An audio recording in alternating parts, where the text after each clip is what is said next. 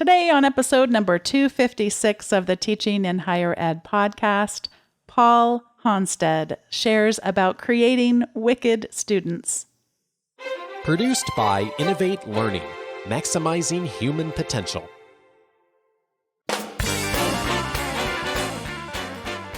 Hello and welcome to this episode of Teaching in Higher Ed.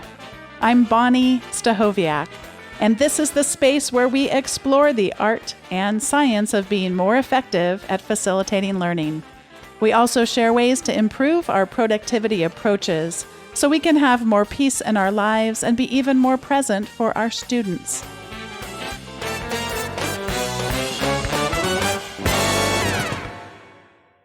I have a partnership with the Association of College and University Educators, ACU, and they bring me wonderful guests, including today's guest, Paul Hanstedt.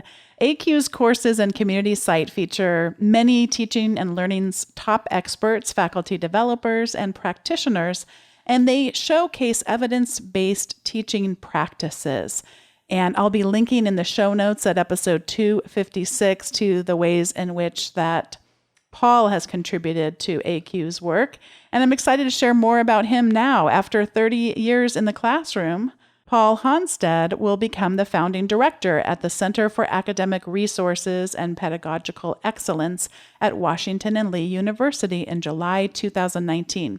He has worked with over 40 colleges and universities in the U.S. and Asia to explore general education and pedagogical reform, and is a recipient of several teaching awards, including a 2013 State Council for Higher Education in Virginia Outstanding Faculty Award and the 2014 Case Carnegie Virginia Professor of the Year Award. He's authored several books, including General Education Essentials and Creating Wicked Students.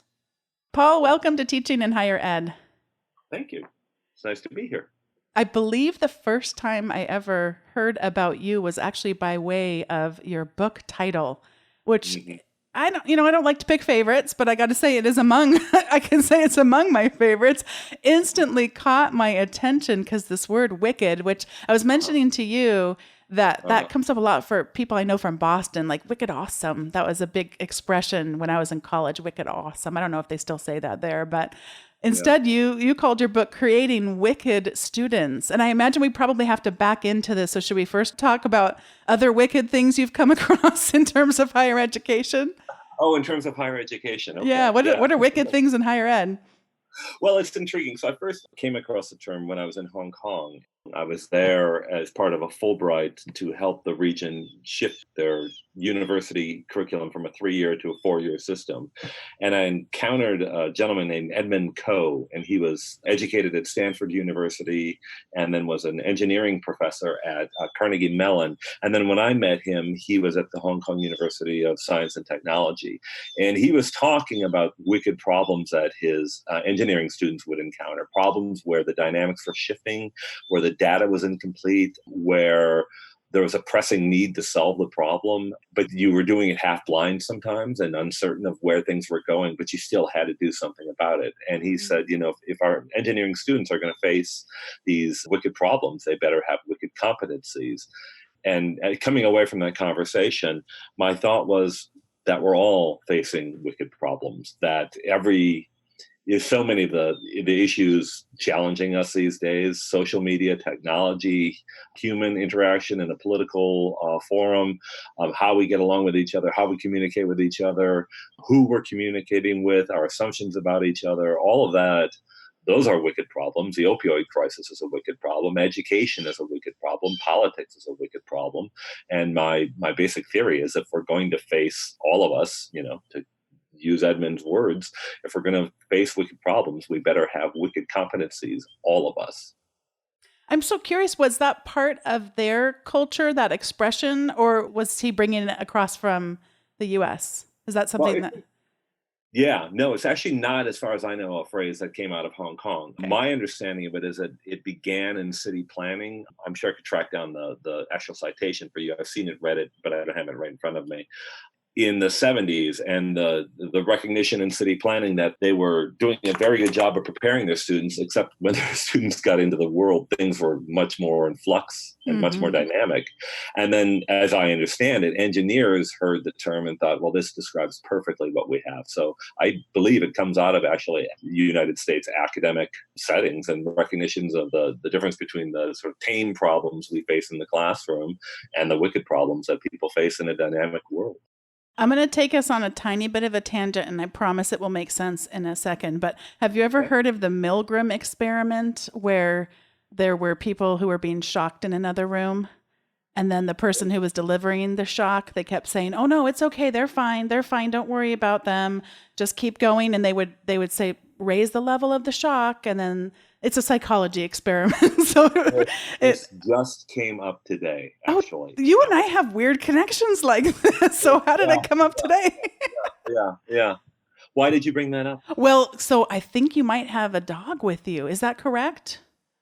I have a dog in my house. I kept thinking I heard a little whimper of a dog, or I thought it was a bird. I couldn't decide. The window's open, so you probably are hearing a bird. Oh, yeah. How lovely. Anyway, I just have this random, I feel like from getting to talk to you before we started to press record, I feel like you could do this little tangent with me. As I was thinking, like, is this a test for me to see if someone's being harmed in your presence? I think it's good.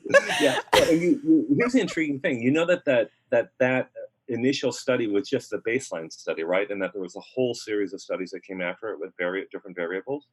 I was not aware of that. In fact, I am more aware of that study could never happen today because of some of the rules we have around research. But no, I did not know that. Oh, no, they did it. I want to say they ran it somewhere between 12 and 20 different ways. You know, sometimes there was a scientist in the room, sometimes there were two scientists in the room, sometimes they could see the recipient of the shock, sometimes they couldn't, sometimes there was another non-scientist in the room. Oh, okay. And I and I don't have it real clear in my head. And again, this part of this comes down to me for this conversation with dress code. My daughter, they have this anonymous reporting system. And so one of the things I was going to suggest is that they make it a 2-tier system, that 2 people have to report the same person, you know, before they get called in for dress code. Because one of the later variations actually went down to, and I can't remember if it was that there were 2 scientists in the room and one was arguing for the shock and the other was arguing against the shock, or if there was another participant in the room, but it dropped down to 0. When that variable was present, the person that was being administering shock refused to do it. Isn't that intriguing? That is super intriguing. Thank you for allowing me to go on that. Yeah. I suppose that we can somehow tie it back to wicked. We can tie it back to the word wicked. I am curious, as you did, because of course wicked can have such negative connotations. Right. What kind of thought went into, because so much of the challenge with us in higher ed is being disparaging toward our students, right, and trying to shift it to thinking of them as really bringing assets with them into college and beyond. And so what kind of thoughts did you put into that as far as using the word? You know, it's sort of funny because I am the son of a Lutheran minister. So you would think that I would have put a lot of thought into that word, but it didn't bother me at all, because at the core of it, what it means, the connotation I could see having a very negative impact, but at the core of it, the way this is defined, it's a powerful student. It's a student who can walk into a situation that is dynamic, that is in flux, that is fluid, that is challenging, even a little frightening. And they're capable of stepping back and examining the situation and approaching it in a thoughtful, deliberate, productive way. So by the time I wrote the book, I'd had that term in my head for 6 years. So the connotations for me were completely positive. It had to do with agency. It had to do with thoughtfulness. It had to do with understanding that you have a right to step into a problematic world and be a part of the solution. Yeah, I had a very positive association with it the instant that I saw it, like I mentioned. Oh, yeah. And I'm wondering if our definition of that word wicked has changed. It would be interesting to know. I saw the musical Wicked for the first time just recently in the last 6 months or so. And of course, the character there playing the Wicked Witch, well, I don't, spoiler alert. Let me just say that characters that we think we understand from just catching, glances of them, they're often much more complex than we would ever let on. And I was very intrigued. I wonder if that's part of it, where that definition really is changing. Because I didn't necessarily, like I would think it's not the same thing as evil. Wicked just has a totally different connotation to it.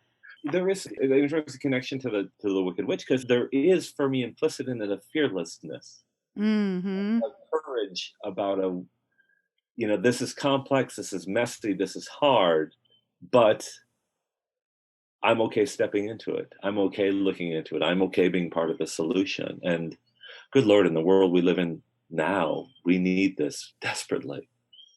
One of the things that has been intriguing me for some time now is this idea that before we can begin inviting our students to learn, there's actually a lot we have to do to help them unlearn. Yes. What kinds of things have you noticed in your work that really come up for needing to help our students unlearn? And also, I suppose what we need to unlearn too. There's a lot of that. Right. Oh, no, exactly. Yeah, no. So let's come back to the what we need to unlearn, because I think that's a really great question. Yeah.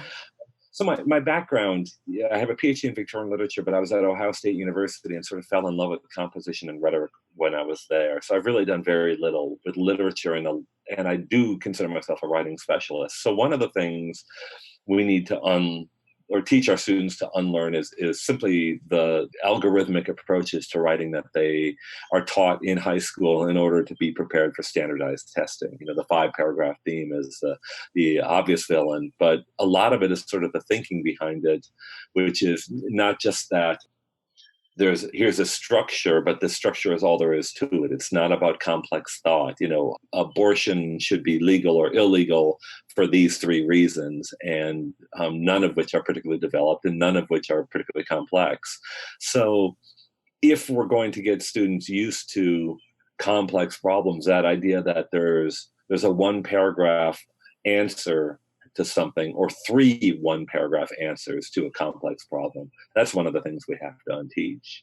One of the things I find intriguing is that when I'm working with honors students or high performing students, or students who have achieved or been very successful with the traditional sort of system of testing and grading, in other words, straight A students, they struggle more with wickedness and complexity than the B- student or the C+ student.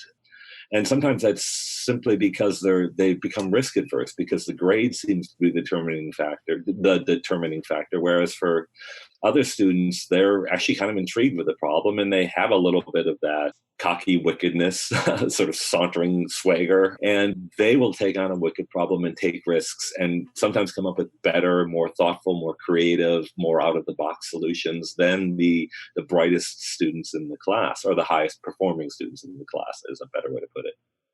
A challenge that so often comes up from people when we start to open up these ideas of, in some cases it comes up of having, getting rid of the rubrics for something and just letting people create. And so when we talk about not having as many parameters and just seeing what happens, a lot of it is, well, then they won't try very hard. Right. And I think this is really interesting, because I think that part of me still believes that too. And yet when I experiment with it, I find that I am most often quite wrong. And then in the occasions where I'm right, it doesn't really matter. Like, why do I need to act like everything that I might, invite someone to create with me? Like it has to be the most important thing to them in their lives. So did you think about that as well as you were? I mean, you've written more than one book. Has this come up for you as well? This idea of the fear of what will happen to their motivation if we try to do this more? It's funny, it hasn't. I wasn't thinking about it I didn't have it at the forefront of my mind as I was writing either of the books. But I know that my thinking has been shaped a lot by irreverent students, by students who have more creative ways of approaching the world, who take more risks. And it's interesting that you mentioned rubrics, because I had one student in particular, and I have a complex relationship with rubrics. I recognize their value. I recognize how they can be used very productively to communicate to students, this is what I'm looking for. And we have to communicate to Yes. students what we're looking for, particularly in a wicked context. Yeah. But I've always just kind of felt like every time I use them, I'm sort of manipulating the boxes to get where I want to get with the student's grade, or or in terms of motivating them. And I remember one year where I thought, okay, this is a year where I'm going to use these rubrics. And I had them sitting by my desk, and I was doing paper conferences. And at the end of every paper conference, I would turn to the student and say, okay, well, just so you kind of know, here's the rubric that I'm going to use to be grading the paper. And if I were to mark you right now on this draft, here's kind of where I put you in the thing. And there was one student where I sort of began by saying, I don't know if you're familiar with rubrics, and she is of Jamaican descent and was raised, I want to say by a single mother, but I'm not entirely sure, and was a little bit of a free spirit. And the minute I said, I don't know if you're familiar with rubrics, and she goes, well, I know I'm much more than is in those little boxes right there. And I all but picked them up and just put them in the garbage at that point, Yeah. And so, but at the same time, I will say that we do know that that constraint can be valuable for creativity. I mean, I work in creative writing, and any poet will tell you that there's sometimes power to having to work in a sestina form or a sonnet form, and that it pushes you to sort of shape things within these tight confines and adapt in some ways that maybe you wouldn't if you could have anything you wanted and do anything you wanted. So I don't know that I felt fear about opening the box too wide, but I do know that we need to find ways to allow students to take risks. Yeah. If everything we have in our class fits in a little box, and everything we do in our class has a grade attached to it, they're not prepared for when they step into a complex world, a messy world, a world where none of the problems look like anything they faced in the books or in their classes. I also have a complex relationship with rubrics, and Yeah. I have lots of different feelings about it. But one of the things that I just absolutely think we all need to resist is Mhm. this notion that I'll know it when I see it. Yeah. Because rather Yeah. than freeing them up for the kind of creativity and the messiness that you're describing, instead we're expecting them to read our minds.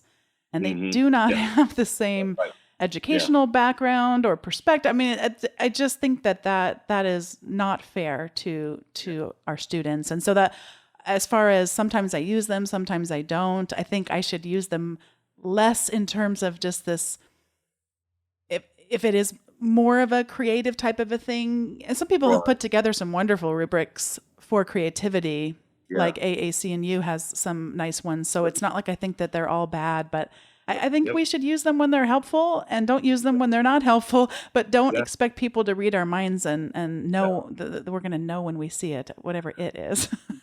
Well, one of my favorite techniques, and I don't think she's the only one who does this, but I have a colleague, Hannah Robbins, who's in the mathematics department at Roanoke College. And the way she approaches it is she designs a rubric with the students. Mm-hmm.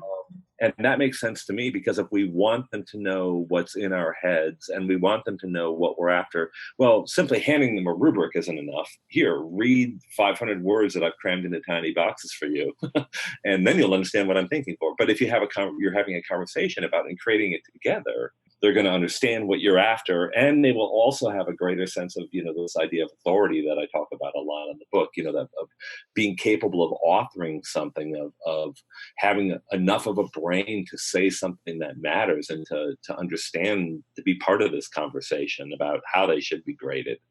One of the other areas that you explore and have some prescriptions for is this day-to-day pedagogies. What can you tell us about that? I can tell you that the editor didn't like the word pedagogy. Someone on Twitter was really not a big fan of pedagogies the other day too, and was like, "What's going on with that word?" I mean, here's what it comes down to. So, if we want students to have the authority, a sense of authorship, an ability to walk into the world and not just be a part of the world, but also to kind of create the newness of the world. I mean, the world is changing every single day. This is obvious, right? And if we want our students to be full participants in citizenship and in business and in nonprofits and in politics, they have to be part of that authoring of new things and new ways of thinking about things and new solutions to problems. And so if that's what we're after in the end, then we should be giving them the kinds of projects and the kinds of work and the kinds of exam questions in our classes that engage them in those ways, where it's not necessarily about, well, there is a right and a wrong. Well, sometimes there is, and they need to know that. But sometimes how that right and wrong is applied, how that content is applied, is very complex and very messy and very dynamic.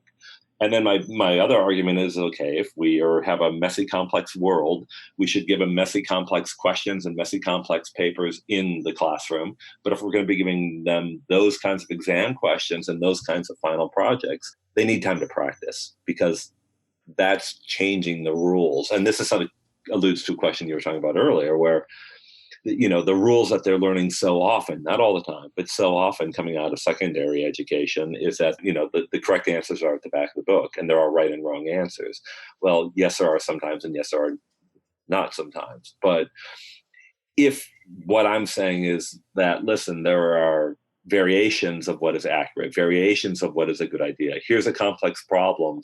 There's going to be some solutions that are 100% really good on it, some solutions that are 85% pretty good on it. If we're going to change those rules, we better create day-to-day interactions with our students and practices in the classroom and allow them to practice with these changed rules and these changed dynamics. I mean, I don't think that surprises anybody. You don't throw a question on the final exam that they've never seen before, or never seen in any form. Yeah, and some of that practice too is practice, because so much of what they get in other parts of their education are these things that have right answers. Yep. I need to have practice just loosening the reins a bit for those times when there is not one correct answer. That's something that can't be, midterm final. Good, you got it or you didn't. Right. That really requires a lot of practice. Yeah, and I think this does relate to something that you mentioned earlier, in that it asks us to change how we perceive who we are in the classroom and what our role is in the classroom. I mean, I'm a very, very old man, so I grew up, with a system. So many of my instructors stood at the front of the room and delivered information. And I carried that model of what it was to be a professor in my head for a long time. And there is a place for that. And lecture can be very powerful and very effective. And content is crucial. We can't ignore that there are some situations, there's some information that is either factually correct or factually not correct. But we need to also recognize that on some level, we're not just the deliverer of truth. We are also the coach who helps them get through these muddy situations. That means playing a slightly different role. It means allowing them to mess up and creating space in our syllabus for them to mess up. It means admitting very often that we ourselves are not quite sure. And that can be a little scary, both because of the models we carry in our head of what it means to be a professor, but also because of things like evaluations. If they come in thinking the teacher knows everything and they're going to deliver that everything to me, and then we say, actually, no, we're not entirely sure, that can feel a little risky for us too. For my students' final project in my business ethics class, they created games. In 2 cases, they created board games, and in 1 case, it was a Jeopardy game that they projected.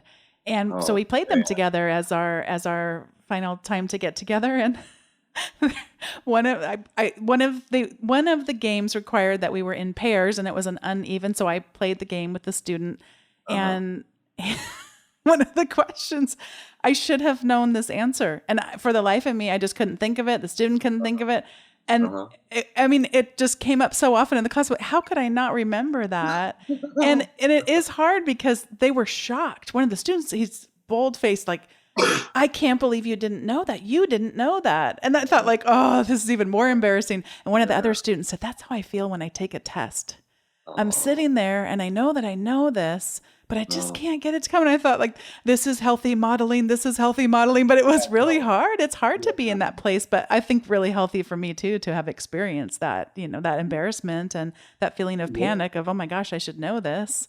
Well, yeah, I know that. Yeah, I mean, to be reminded about what it's like to feel sort of powerless sometimes. I mean, that's a very, The other thing that was interesting that they brought up was that they were saying, well, if this case, they said, if I had heard the guy's name first, I could have told you that he was the creator of this philosophy. But because we started with a philosophy, they couldn't back up. And you were talking about practice earlier. If that kind of recall needs to happen both ways, then the practice better happen both ways too. And so I thought that was interesting. My failure in that moment generated some really good discussion around that. And also, of course, points out the weakness of tests, you know, that we're not always able to convey the knowledge that we already have on those kinds of pressure. In the last year, I've had 2 people say to me, what do you say to professors who don't want to give up the sage on the stage approach, or the being the person in the room, the all-knowing person in the room?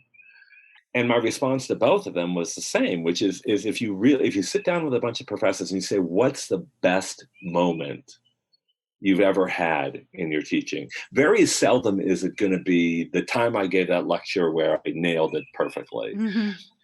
Very often it's going to be them telling a story about the student in the class who couldn't get it, and then turned and handed it, you know, to the professor, you know, a paper or a project or solving a problem or doing an oral presentation with this look on their face like they can't believe they just did it. You know, I mean, that's rewarding. That's why we teach, to be in the classroom and have that student suddenly stand up and go, I get this. I got it now. You know? That whole idea of thinking back to the best moments in our classes. Yeah, I can't imagine I nailed the performance aspect of it. You know, I don't think that's why most of us went into this. So. Before we get to the recommendations segment for today's episode, I wanted to take a moment and thank the sponsor for today's episode, and that is Text Expander. They have been sponsoring the podcast now for more than a year. And if you've been listening for that time, you know what a big fan I am. You know that I consider it an essential tool that saves me a lot of time so that I can be freed up for the kind of stuff I really want to be doing, engaging with students and people close to me. Text Expander is all about saving time with typing. And if there's something that I type often, whether it's something that is longer that I don't want to have to retype, or just something that I don't remember very well, like my work phone number is one I just notoriously don't remember, I essentially program it, but it's super easy to do. I just type in what they call a snippet, a few letters, a few characters, and it automatically expands then to be this larger segment of text, or as I said, something I don't remember very well. And they recently upgraded and have a new visual editor for snippets. And so when I have fill-ins, maybe it's the date or putting someone's first name in there, all kinds of ways I can make it even smarter. There's a new visual editor that just makes it that much easier to see what's there and to make any changes that I want to. And there also is a team version of Text Expander. So if I want to have this within a group of people, a department, what have you, it'll help us all be able to save that time and also have that professionalism and consistency that we're looking for. And if you go to the link that's in the show notes today, if you go to textexpander.com/podcast, you can get 20% off your first year. And please let them know that we sent you over there, that you heard about them from Teaching in Higher Ed. Thanks again to Text Expander for sponsoring today's episode. This is the time in the show where we each get to give recommendations. And I recently got to go to this event called Imaginology, and it was for kids, all families, I suppose. I mean, people of all ages, kids of all ages. And they had all these different exhibits. It was on a fairgrounds by where we live. So there's a farm on the fairgrounds, and they had the kids got to see that. And one of the things they had was just this open play area. And I forgot the name of the organization, but I'm going to put it in the show notes because I can ask my husband. I know he took a picture of their information. So I'll put the name of this nonprofit. But the nonprofit, they had brought in just all this stuff for the kids to use and build and create and imagine. They had cardboard and tires, and I never thought of this as something kids would enjoy playing with, but the kinds of, they're not headphones, but the things you put over your ears to protect you from. Oh, like earmuffs or Yeah, something? yeah. And then they had, I mean, just all kinds of stuff. And then, but as they came in, there were rules. And so I'm just going to read the kids' oath that they take, and then I'll read the one for the ones bringing their kids there. So the kids' oath: I promise to take care of this place, take care of this stuff, and take care of each other. That means stuff on stuff, not stuff on people. And I Uh-huh. love the simplicity of that and the invitation that it is to, be here, but, take care of the place that we are creating here. And the adult's oath is: I promise to let the kids lead the play and Uh-huh. encourage the 4 C's: creativity, communication, collaboration, and critical thinking. And my son and daughter just had the best time there, just free play, just go do whatever you want. It was really, really great fun. And I just was inspired by this and will encourage people to take a look. I've got pictures that I'll put in the recommendations so you can have a look, and also link to that nonprofit once I figure out what the heck its name was, because they were great. Yeah. And think about how that contrasts with our syllabus. Our Hmm. syllabus, Yes. right? Which is rules about how you can fail if Yes. you don't do the right things.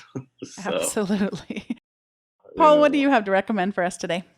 well, this is interesting. I've been thinking about this for a while, and a little background is last year I had a sabbatical, and after 21 years as a professor at that point, I got the Wicked Students book done pretty early in the sabbatical, and I was working on a novel. I've got a crazy idea for a vampire detective, Hmm. you know, but I really spent a lot of the year reading, and it was the first time I've been reading where I probably read more books in that one year than I had read in the previous 2 decades, and part of that is raising kids, and part of that is having the job and commuting and all these things. Well, and then that connects to this other idea. I had some students teaching a class, and they were talking about the amygdala, and they were talking about how the amygdala takes information very quickly, and then it's basically the fight or flight place. Hmm. And then I was thinking about David Kolb and James Zoll and their model for deep learning, which begins with information input, concrete input, and then reflection, and then hypothesis, and then action or testing of the hypothesis. And it's on a circle. So, one leads to the other, and it can be nonlinear. But here's where I'm going with all of this.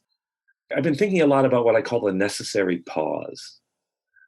The ways so often our students come in, we give them information, they take it, and then they hand it back to us in exactly the same form.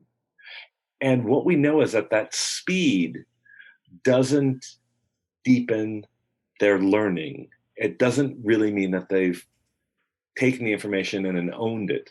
So I've been thinking about the ways that sometimes asking students to write about biology using visual forms, or write about literature by creating a video, that change of genre forces them to pause and to think, okay, how do I translate this from one form to another? What videos have I seen before? How might I do this?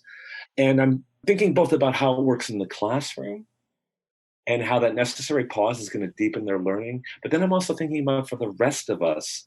And this is where my mention about reading last year on my sabbatical comes into play. How much I learned to pause again, to not just get something in and then turn it around and put it back out. I was reading more carefully. So Mm. I guess my recommendation is that people pause more. And if you need some help to pause, I would strongly recommend a series of light detective novels by Alan Bradley about a young 11-year-old chemist named Flavia Deleuze, who spends half the time trying to solve the mystery and the other half the time trying to figure out how to poison her sisters. That's my recommendation. I didn't. Paul, I did not think that's where we were going to land I there. know, lie on the couch. Give yourself, because we know this, right? We know that when, how many times people say, well, I'm in the shower, then suddenly the idea came to me. Well, that's because you're not trying to move so quickly. Give yourself time to reflect, connect it to past experience and ideas and neuronal networks, and then move forward. And lying on the couch reading a book, that's a great way to pause. So that's my, is that too wordy? Is that too much? I'm sorry. No, I totally love it. And you're reminding me a little bit. It's like I know better than the story I'm about to tell you, but it's nice when somebody gives us a little nudge. And that Yeah. is that I was a little stressed out about this chapter I was supposed to be writing, and the deadline's looming. And I'm a Right. person who likes to hit or exceed my deadlines. And so my husband said, "What are you writing the chapter on?" And I said, "I don't know." And he said, "Go look right now what that chapter is on. And then even if you don't have time to work on it in the next few days until closer to the deadline, at least your brain can be working on it." And I thought that was such Exactly. good advice. And I took it, and I know that, but every once in a while we need that reminder. God, yeah, no. Because sometimes, we made it in this profession because we perform high and fast. Mm-hmm. We turn around quickly, we meet our deadlines, we publish, we exceed expectations. And boy, good. But pause, having it there, letting your brain mull it, give it some time. You're going to come up with better ideas. Yeah, that's a great story. Yeah, did it work? Yeah, oh, it absolutely did. And then when I sat down to do it, it's some of the fastest writing that I've done just because I had been Oh, working on it mentally all that time. And then I got to really yeah. be a Excellent, lot more excellent, focused. Yeah. excellent. Good. Paul, thank you so much for investing your time in this community and just sharing your expertise. And it's just been such a delight getting to know you. And I hope this is just the beginning. It's great being in community with you. My pleasure. It's been a wonderful conversation. I hope we talk again soon. It was so fun to get to have this conversation with Paul Hanstedt. Thank you, Paul, so much for being on the show and for allowing me to go on a couple, maybe just one little nutty tangent, but it sure was fun to do it with someone who's willing to improvise with me. So thank you for that, Paul. Thanks to all of you for listening. I sure do treasure this community. It's episode 256, and I've been doing this for 5 years now, and it's been an absolute joy. Every single week, rain or shine, sometimes a day earlier, sometimes a day later just because of a holiday, but I haven't stopped. And it's been because of you. It's been because of the people that come on the show to have these conversations. And it's also been a lot of you telling me how they've had an impact on you. So thanks for letting me know that, whether you send me a tweet or however you get in touch. It just brings me absolute joy. Thanks for listening, and I'll see you next time.